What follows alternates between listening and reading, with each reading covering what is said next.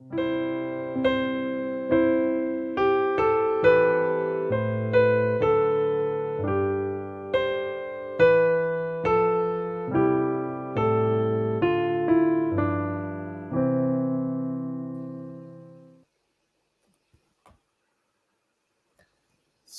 malam Bapak Ibu saudara sekalian.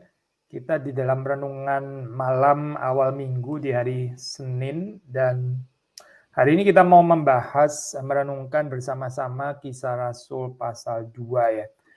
Ya ini bukan hari Pentakosta, tapi kita bisa merenungkan bagian ini, perhaps masih di dalam kaitan dengan musim menuai, yaitu khotbah Petrus ya, khotbah Petrus pasal 2, Kisah Para Rasul, mulai ayat 14. Saya baca, maka bangkitlah Petrus berdiri dengan ke-11 rasul itu dan berkata, maka bangkitlah Petrus berdiri dengan ke-11 rasul itu dan dengan suara nyaring ia berkata kepada mereka, hai kamu orang Yahudi dan kamu semua yang tinggal di Yerusalem, ketahuilah dan camkanlah perkataanku ini. Orang-orang ini tidak mabuk seperti yang kamu sangka karena hari baru pukul 9.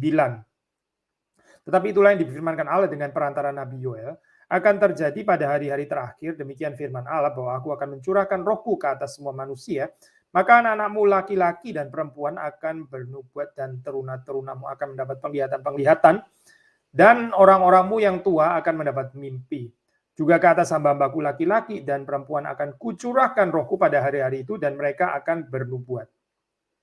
Dan aku akan mengadakan mujizat-mujizat di atas, di langit, dan tanda-tanda di bawah, di bumi, darah dan api, dan kumpalan-kumpalan asap. Matahari akan berubah menjadi gelap gulita, dan bulan menjadi darah sebelum datangnya hari Tuhan, hari yang besar dan mulia itu. Dan barang siapa yang berseru kepada nama Tuhan akan diselamatkan. Hai orang-orang Israel, dengarlah perkataan ini. Ya aku masukkan ya Yesus dari Nazaret, seorang yang telah ditentukan Allah dan yang dinyatakan kepadamu dengan kekuatan-kekuatan dan mujizat-mujizat dan tanda-tanda yang dilakukan oleh Allah dengan perantaraan dia di tengah-tengah kamu. Seperti yang kamu tahu. Dia yang diserahkan Allah menurut maksud dan rencana yang telah kamu salibkan dan kamu bunuh oleh tangan bangsa-bangsa durhaka. Tetapi Allah membangkitkan dia dengan melepaskan dia dari sengsara maut karena tidak mungkin ia tetap berada dalam kuasa maut itu. Sebab Daud berkata tentang dia, aku senantiasa memandang kepada Tuhan karena ia berdiri di sebelah kananku, aku tidak goyah. Sebab itu hatiku bersukacita dan jiwaku bersorak-sorak, bahkan tubuhku akan diam dengan tentram. Sebab engkau tidak menyerahkan aku kepada dunia orang mati dan tidak membiarkan orang kudusmu melihat kebinasaan. Engkau memberitahukan kepadaku jalan kehidupan, engkau akan melimpahi aku dengan sukacita di hadapanmu. Saudara-saudara, aku boleh berkata-kata dengan terus terang kepadamu tentang Daud, bapa bangsa kita. Ia telah mati dan dikubur, dan kuburannya masih ada pada kita sampai hari ini. Tetapi ia adalah seorang nabi dan ia tahu bahwa Allah telah berjanji kepadanya dengan mengangkat sumpah bahwa ia akan mendudukan seorang dari keturunan Daud sendiri di atas tahtanya. Karena itu ia telah melihat ke depan dan telah berbicara tentang kebangkitan Mesias ketika ia mengatakan bahwa dia tidak ditinggalkan di dalam dunia orang mati dan bahwa dagingnya tidak mengalami kebinasaan. Yesus inilah yang dibangkitkan Allah dan tentang hal itu kami semua adalah saksi. Dan sudah ia ditinggikan oleh tangan kanan Allah dan menerima Roh Kudus yang dijanjikan itu, maka dicurahkannya apa yang kamu lihat dan dengar di sini. Sebab bukan Daud yang naik ke sorga, malahan Daud sendiri berkata, Tuhan telah berfirman kepada Tuanku, duduklah di sebelah kananku sampai kubuat musuh-musuhmu menjadi tumpuan kakimu. Jadi seluruh kaum Israel harus tahu dengan pasti bahwa Allah telah membuat Yesus yang kamu salibkan itu menjadi Tuhan dan Kristus. Ketika mereka mendengar hal itu, hati mereka sangat terharu, lalu mereka bertanya kepada Petrus dan rasul-rasul yang lain, apakah yang harus kami perbuat saudara-saudara? Jawab Petrus kepada mereka, bertobatlah dan hendaklah kamu masing-masing memberi dirimu dibaptis dalam nama Yesus Kristus untuk pengampunan dosamu. Maka kamu akan menerima karunia Roh Kudus. Sebab bagi kamulah janji itu dan bagi anak-anakmu dan bagi orang yang masih jauh, yaitu sebanyak yang akan dipanggil oleh Tuhan Allah kita. Dan dengan banyak perkataan lain lagi, ia memberi suatu kesaksian yang sungguh-sungguh dan ia mengecam dan menasihati mereka. Katanya, berilah dirimu diselamatkan dari angkatan yang jahat ini. Demikian pembacaan firman Tuhan, mari kita masuk di dalam doa. Tuhan berkati untuk perenungan pada malam hari ini. Engkau menolong kami untuk bisa mengerti kehendak Tuhan. Dan kehidupan kami sekali lagi boleh diubahkan oleh Roh-Mu yang kudus yang bekerja melalui perenungan firman Tuhan. Berkati hamba-Mu, Tuhan melayakkan dia dan memberkati setiap kami yang merenungkan bersama-sama pada malam hari ini. Demi Yesus Kristus kami berdoa. Amin. Saudara, sekali lagi kita juga bisa mengaitkan Pentakosta ini dengan musim penuaian ya. Ini kalau kita lihat di dalam sejarah Israel, saya baru ngobrol-ngobrol tentang hal ini ya bersama dengan seorang rekan hamba Tuhan, Pendeta Eko, lalu dia terus kemudian mengingatkan deh ini waktu bicara tentang harvest, bicara tentang apa ini Thanksgiving ya, itu sebetulnya Pentakosta itu secara kalendernya itu memang ada di sana. Indeed, ini Pentakosta ini juga bisa dilihat sebagai musim penuaian ya. Penuaian yang adalah berkat Tuhan, yang adalah anugerah Tuhan, yang ada di dalam kedaulatan Tuhan. Again, kalau boleh mengulang renungan malam pada hari Jumat dan juga khotbah kemarin di GRI Kelapa Gading pada hari Minggu, ini penekanannya kan sola gratia ya. Hopefully ini nggak menjadi bosan ya poin ini, karena ini selalu menyegarkan seharusnya. Pentakosta ini adalah pemberian Tuhan. Pentakosta ini bukan direncanakan manusia. Pentakosta ini adalah penggenapan janji Tuhan. Bukan berapa tekunnya ya orang-orang ini menantikan. Gitu. Memang Tuhan meminta mereka untuk menantikan, betul. Patternnya seperti itu ya. Tapi kita tetap menekankan bahwa Pentakosta ini adalah penggenapan janji Tuhan. Bahkan Petrus pun kan mengatakan seperti itu ya. Kalau sudah membaca di dalam khotbah, di dalam kalimat-kalimat yang awal, di situ dikatakan tentang nubuatan Nabi Yoel. Ya. Jadi memang Tuhan sudah lama merencanakan, dan Petrus waktu itu ya belum ada. Petrus dan rasul-rasul yang lain. Nggak mungkin mereka terlibat di dalam perencanaan ini kan ya. Karena ya perencanaan ini sepenuhnya itu dilakukan oleh Tuhan. Allah Tritunggal yang sudah merencanakan Pentakosta ini ya, sejak di dalam sudah membaca nubuatan di dalam perjanjian lama di dalam Nabi Yoel. Nah di dalam tangan Lukas ya, ini perspektif ini penting ya, seperti kita tahu salah satu profil teologis dari kitab Lukas, dari Injil Lukas itu adalah redemptive history ya, redemptive history. Lukas melihat Allah itu bekerja melalui sejarah keselamatan ya, bahasa Jerman Heilsgeschichte. Dan waktu sudah melihat di dalam tulisan-tulisan, baik itu di dalam Injil Lukas maupun di dalam Kisah Rasul, sudah kan mendapati ayat-ayat yang menekankan pekerjaan Tuhan ini sepanjang sejarah, ya. Termasuk di dalam pattern promise and fulfillment. Ya. Allah itu bukan Allah yang lupa. Ya. Kita bisa melupakan Allah, kita bisa melupakan kebaikannya, kita bisa melupakan pertolongannya dan menganggapnya itu sebagai kekuatan tangan kita dan sebagainya. Sudah, dan saya mungkin seperti itu ya. Tetapi Allah itu tidak melupakan janjinya, tidak melupakan apa yang dia janjikan. Dan dia menggenapi apa yang dia janjikan.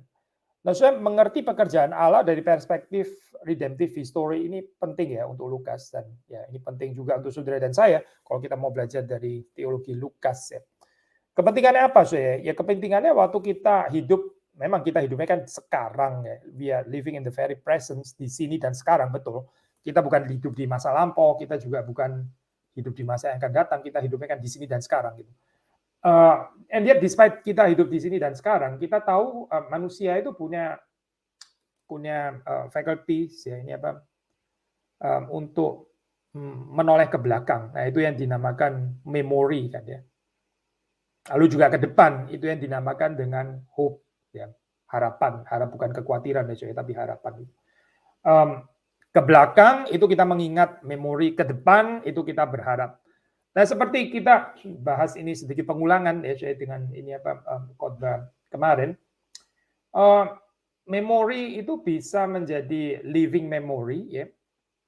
Bisa menjadi memori yang menjadi guiding principle di dalam kehidupan kita di sini dan sekarang, atau sekedar menjadi memori ya memori tinggal memori nostalgis ya, memori nostalgia. Memori yang ya saya masih ingat sih ceritanya, tapi ini nggak ada hubungannya dengan kehidupan kita sekarang. Kehidupan kita sekarang ya sama sekali lain dengan cerita zaman dulu, itu kan dulu zaman nggak enak gitu kan, zaman yang sudah boleh dilupakan. Nah tetapi kalau kita melihat dari perspektif redemptive history ya, kita nggak bisa seperti ini karena nubuatan dari Nabi Yoel ya, ini ditulis di dalam kitab Yoel itu ya. Itu mau dihayati sebagai living memory di dalam kehidupan umat Allah. Makanya Tuhan membangkitkan kembali di sini ya. Tuhan menggerakkan Petrus untuk memperkatakan tentang hal ini. Ayat 16 kan, itulah yang difirmankan Allah dengan perantaraan Nabi Yoel. Jadi ada rujukan ya, ada allusion apa yang dijanjikan Allah, lagi-lagi yang dijanjikan Allah ya, sebelumnya gitu. Lalu digenapi sekarang. Kita juga Saudara ini berjalan hari demi hari itu di dalam kekuatan janji Allah ya. Di dalam kekuatan apa yang Allah janjikan, bukan di dalam kekuatan keadaan kita hari ini, keadaan kita hari ini bisa redup, bisa rada hopeless, bisa kayaknya nggak terlalu menjanjikan gitu ya. Ya itu kalau kita melihatnya keadaan hari ini gitu ya. Cuaca bisa bagus, cuaca bisa cerah, tapi juga cuaca juga bisa buruk ya. Miserable sih kalau kita melihat keadaan sekarang gitu. Tetapi kita diminta untuk berpegang pada janji Tuhan. Tuhan kita adalah Tuhan yang berjanji dan Dia sudah berjanji in the past. Maka sudah melihat di sini Pentakosta ini adalah penggenapan daripada janji Tuhan di masa lampau ini ya. Yang terus dinantikan, yang tidak menjadi memori yang yang mati, yang dilupakan, yang nggak jadi lagi, yang nggak jadi guiding principle lagi di dalam kehidupan umat Israel, tapi ini dibangkitkan kembali. Kalau sudah membaca di dalam cerita Petrus ini. Allah kita itu adalah Allah yang bekerja di sepanjang sejarah. Allah yang sama ya, bekerja di dalam zaman Petrus, zaman Paulus, ya. Allah yang bekerja di dalam zaman reformasi, Allah yang bekerja di dalam peristiwa-peristiwa, event-event revival, ya. Allah yang bekerja juga sampai pada hari ini, ya. Allah yang sama. Allah yang bekerja dulu, Allah yang bekerja sekarang juga, dan Allah yang juga akan bekerja di dalam waktu yang akan datang. Jadi sudah melihat di sini ada kontinuitas ya pekerjaan Allah. Nah ini bukan di dalam pengertian sejarah penting untuk diselidiki pattern Allah Hegelian filosofi gitu ya, bukan itu poinnya saya. Tapi lebih membawa kepada pengenalan akan Allah yang berkarya di sepanjang sejarah. Sekali lagi ya saya. Ini bukan tentang kepintaran kita menyelidiki pattern sejarah itu bagaimana gitu ya, terus kita menjadi sombong sendiri dan seperti mengetahui the absolute spirit atau apa gitu ya. Bukan, tetapi untuk mengenal Allah yang senantiasa bekerja di sepanjang sejarah. In a way, ini Pentakosta adalah baru ya pasti, segar. Di sisi yang lain, ini juga sudah dijanjikan di dalam masa yang lampau. Ya. Akan terjadi pada hari-hari akhir, demikian firman Allah, bahwa aku akan mencurahkan rohku ke atas semua manusia. Akan mencurahkan rohku ke atas semua manusia. Maka anak-anakmu laki-laki dan perempuan akan bernubuat. Teruna-terunamu akan mendapat penglihatan-penglihatan dan seterusnya dan seterusnya. Sudah kita tahu di dalam tradisi ini ya, ini bukan pertama kali saya ngomong ini, tapi setiap kali merenungkan tentang Pentakosta, tentang revival kita kebawa tentang isu ini lagi ya. Kita tahu Pentakosta itu historically once and for all, for sure lah saya. Nggak ada Pentakosta berulang-ulang seperti Yesus mati di atas kayu salib ya cuma sekali, bukan berkali-kali kan ya. Yesus bangkit juga cuma sekali, saya bukan berkali-kali. Yesus lahir juga sekali, bukan berkali-kali dia lahir. So, tentu saja di dalam hal ini Pentakosta juga sekali dan bukan berkali-kali. Itu kita very clear lah, bagian ini. Tetapi ya, tetapi pengharapannya, pengharapan pekerjaan Roh Kudus in greater measure. Nah ini ini harus ada pengharapannya terus-menerus ya. Bukan karena sekali once and for all, terus kemudian kita nggak mengharapkan lagi, nggak menantikan lagi ya. Pekerjaan Roh Kudus yang dahsyat ya di dalam masa kehidupan kita sekarang.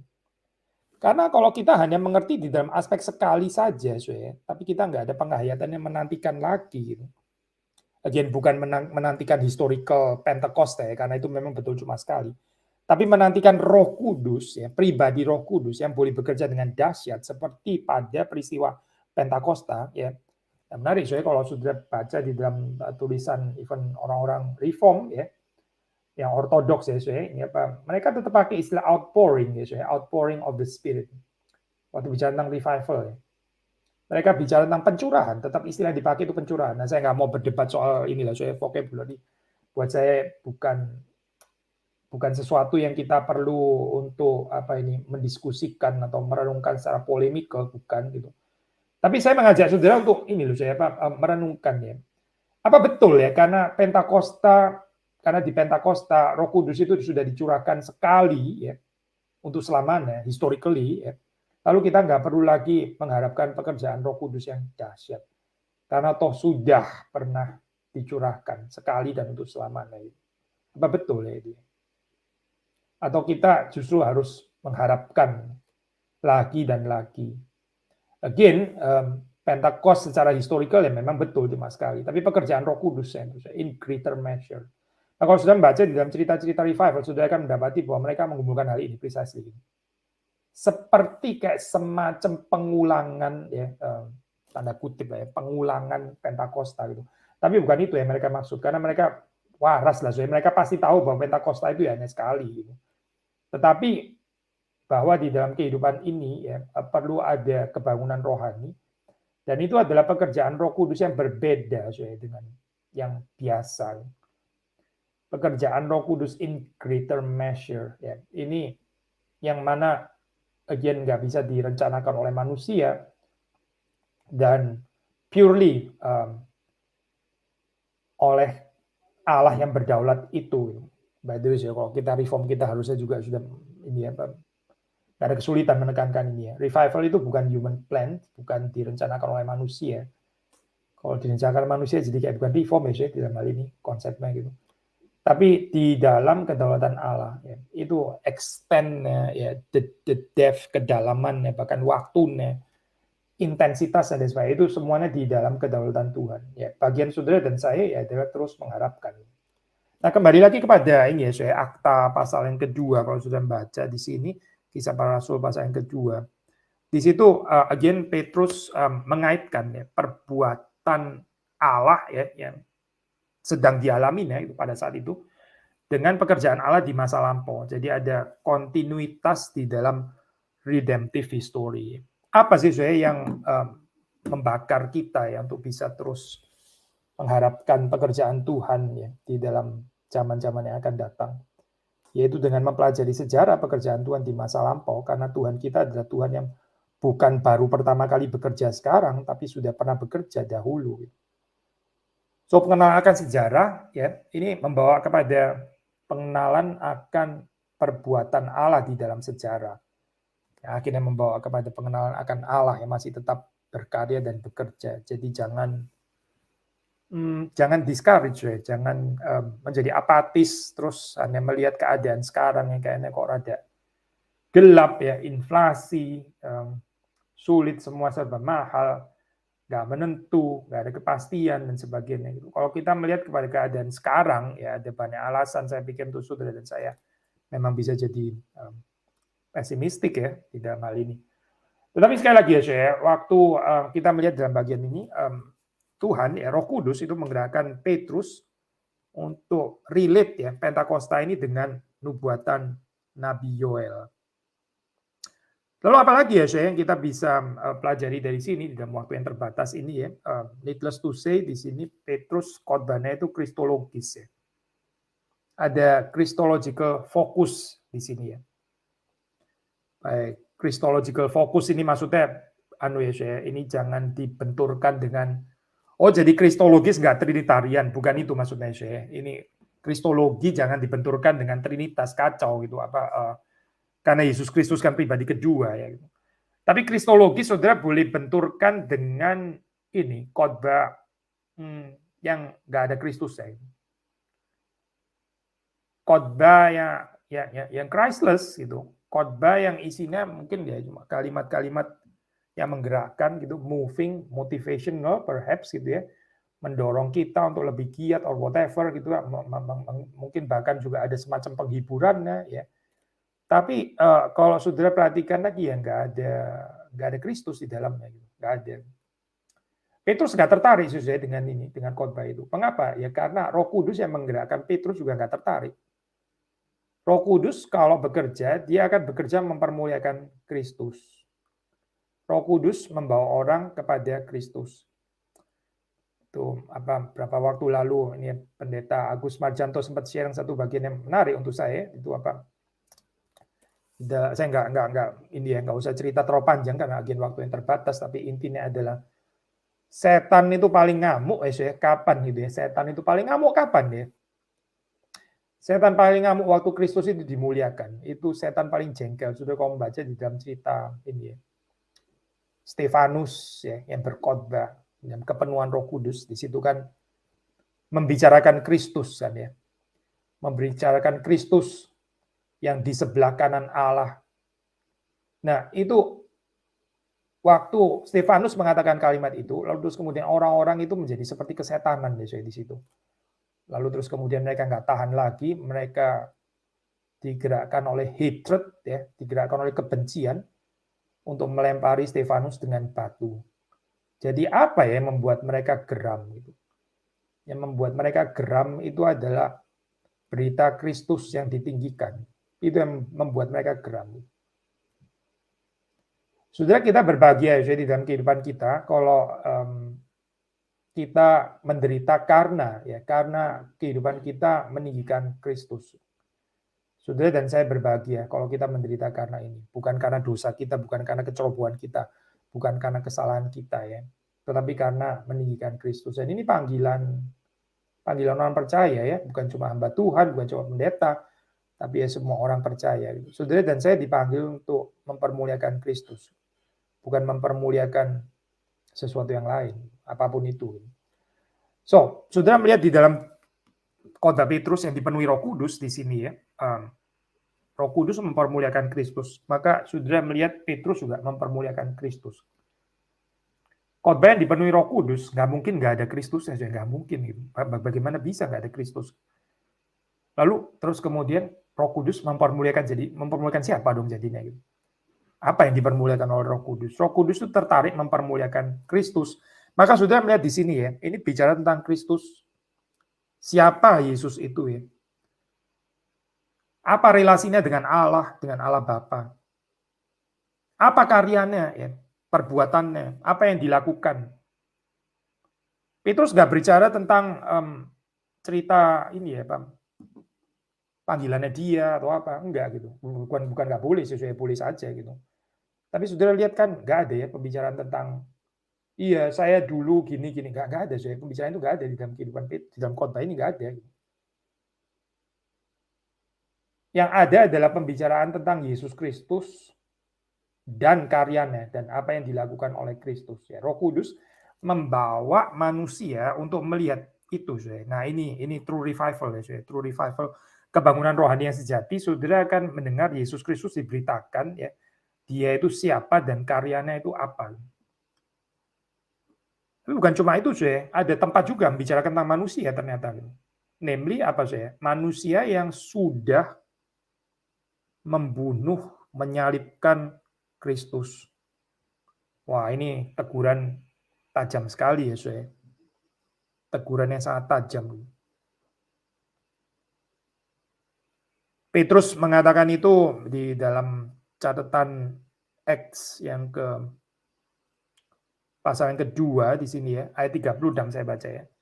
Jadi seluruh kaum Israel harus tahu dengan pasti bahwa Allah telah membuat Yesus yang kamu salibkan itu menjadi Tuhan dan Kristus. Tapi perhatikan ya, tekanannya di sini bukan kamu menyalibkan Yesus, tapi bahwa Allah telah membuat Yesus menjadi Tuhan dan Kristus. Nah, ini saya nggak cukup waktu untuk menjelaskan, sound seperti kayak kok kayak bukan high Christology gitu ya. Ini kok membuat Yesus menjadi Tuhan dan Kristus. Maksudnya dia sebelumnya bukan Tuhan gitu atau bagaimana ya? Nah, ini kita nggak cukup waktu, mungkin lain kali ya, tapi kalau ada kesempatan aja mungkin tidak jawab. Tapi intinya ini tetap high Christology sih ya. Ini nggak berbeda dengan Kristologi Yohanes. Cuma whereas Kristologi Yohanes itu kecenderungannya lebih from above gitu ya. Ini kecenderungan di dalam Injil Sinoptik kan memang lebih from below ya. But still high Christology. Nah, sudah bisa jelas sekali baca baik di Markus, Matius atau Lukas ya. Tetap high Christology sih. Ini bukan Yesus yang tadinya bukan Tuhan terus sekarang jadi Tuhan, tapi di dalam progressive revelation ya maksudnya. Di dalam apa yang dinyatakan Allah kepada orang-orang yang tadinya tidak percaya itu ya, karena menjadi percaya ya. Kelihatannya perspektifnya seperti ini. Yesus yang tadinya di dalam pikiran orang itu hanya manusia saja, ternyata dia itu adalah Tuhan loh. ternyata dia itu adalah Sang Mesias, Kristus. Ya. Itu yang dimaksud di sini ya. Tapi gini saya, yang mau saya tekankan adalah di dalam revival ya, true revival kebangunan rohani itu sudah mendapati ada peneguran dosa saya. Ada peneguran dosa ya. Ini Vicky ya di dalam artikel Age of the Spirit dia mengatakan kalimat seperti ini saya. Petrus itu nggak ada soft words for sin ya, nggak ada gitu. Waktu dia menegur ya dia menegur. Dia nggak ada kalimat-kalimat yang halus untuk membicarakan dosa. Waktu bicara dosa ya sudah dia bicara dosa begitu gamblang apa adanya. Nah ini saya pikir yang diperlukan ya di dalam gereja-gereja pada saat ini ya. Seringkali menghias kalimat-kalimat itu hanya dengan kalimat-kalimat yang manis ya. Kalimat-kalimat yang hanya memotivasi ya, menghibur. Tentu ada tempatnya ya untuk menghibur dan sebagainya, untuk menguatkan. Ya. Ada tempatnya memang. Tapi juga sangat ada tempatnya saya untuk membicarakan teguran dosa gitu ya. Waktu harus menegur ya tegur. Jangan di sugar coated ya saya, jangan kasih pemanis gitu. Akhirnya terus kemudian jadi nggak jelas tegurannya gitu. Atau nggak berani menegur ya. Atau ya conform begitu saja dengan sinfulness ya. Whether itu sinfulness of the society, sinfulness of the state, sinfulness of the church bahkan ya, atau sinfulness of our own lives ya, kehidupan kita sendiri, sinfulness saya, sinfulness saudara. Gitu.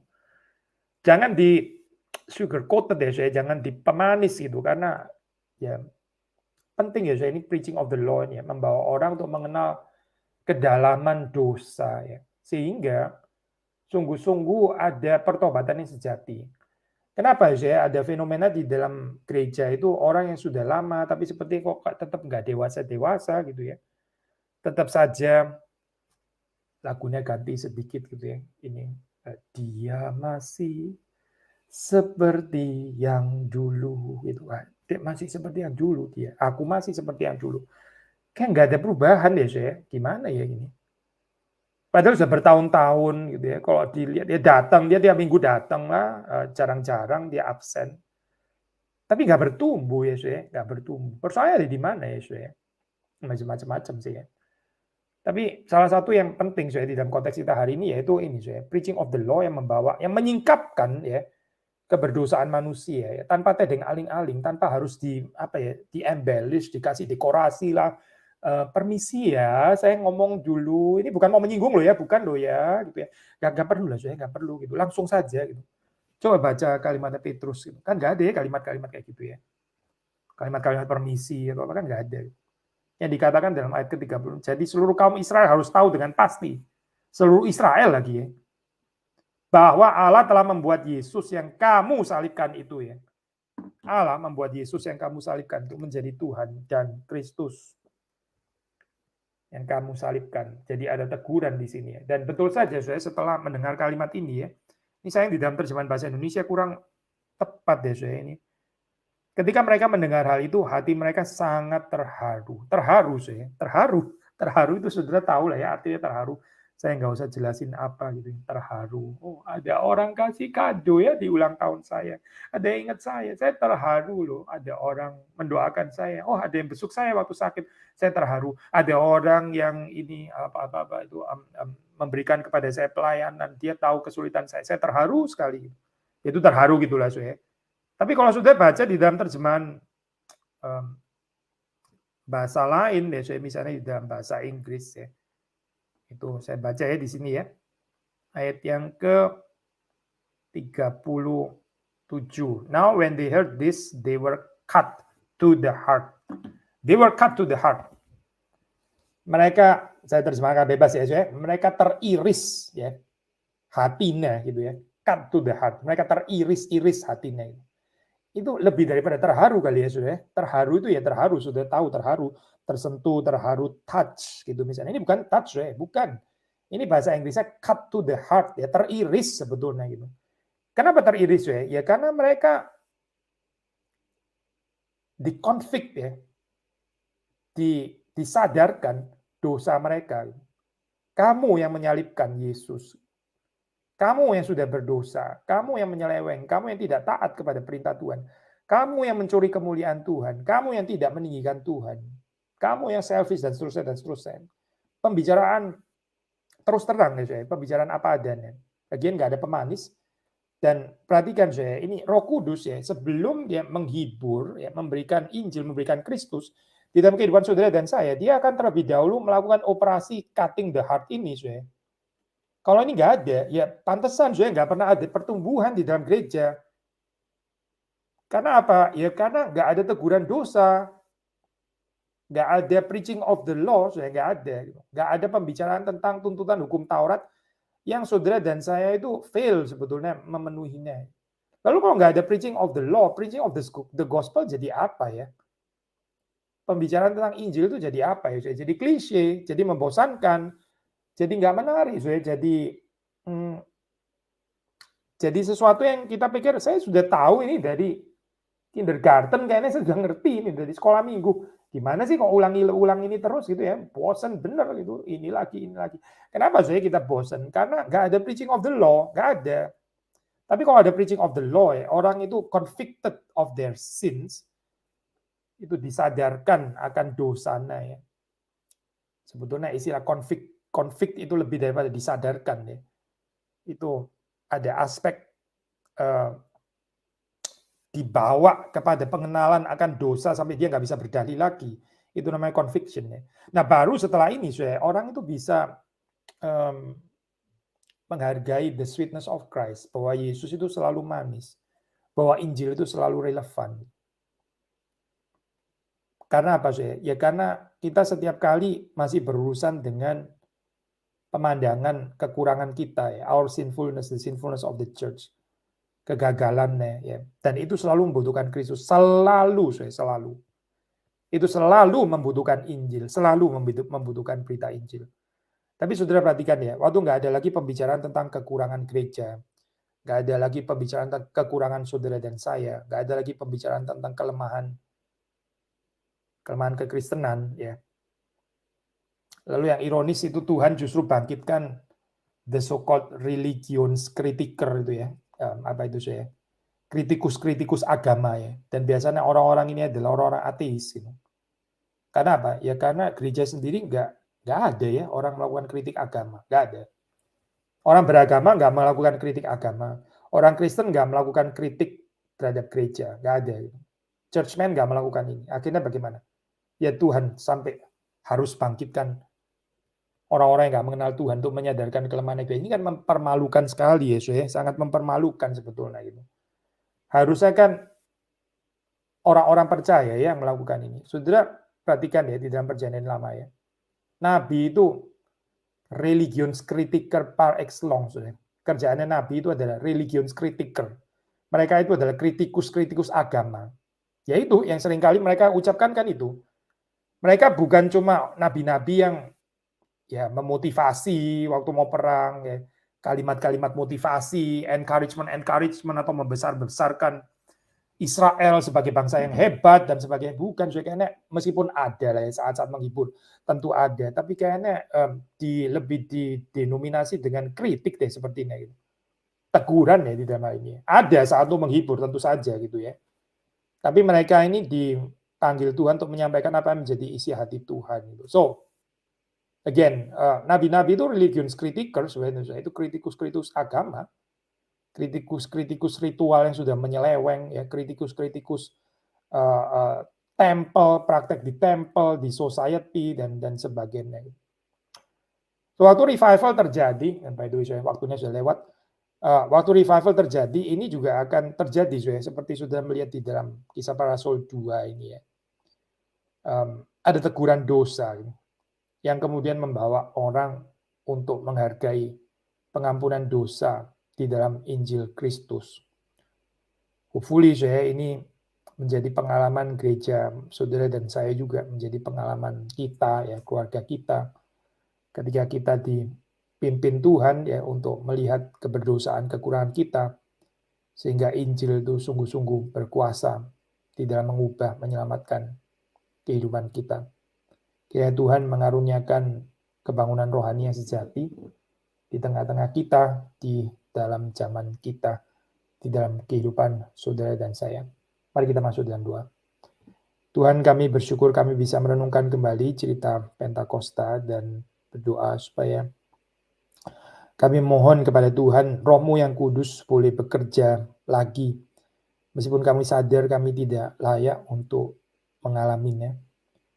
Kami kurang bertekun di dalam pengharapan ini. Dan kami juga bahkan seringkali tertarik dengan hal-hal yang duniawi. Seolah-olah ada yang lebih berharga daripada Tuhan. Kami mohon pengampunan Tuhan dan kami mohon supaya Engkau yang menggerakkan, membakar hati kami untuk terus menantikan pekerjaan Roh Kudus yang luar biasa di dalam greater measure, sehingga gerejamu boleh mengalami kebangunan, mengalami pertobatan, dan menjadi saksi yang berkuasa di dalam kuasa Tuhan. Kami berdoa untuk keadaan gereja di seluruh dunia, di Indonesia, di Asia, dan juga di benua-benua yang lain, di negara-negara barat, di negara-negara yang sangat hostile terhadap kekristenan, entah dari agama lain, kepercayaan lain, atau mungkin juga dari ateisme. Kami berdoa supaya Tuhan yang boleh mengaruniakan pekerjaan-Mu yang besar, dan Kau boleh berkenan di dalam anugerah-Mu melibatkan kami. Terima kasih Tuhan, ajar kepada kami untuk senantiasa menantikan, berharap, mendoakan datangnya kerajaan-Mu di bumi ini. Terjadinya kehendak-Mu seperti di sorga. Terima kasih Tuhan, demi Yesus Kristus kami berdoa, kami memohon, kami bersyukur. Amin. Selamat malam saudara sekalian, Tuhan memberkati kita semua.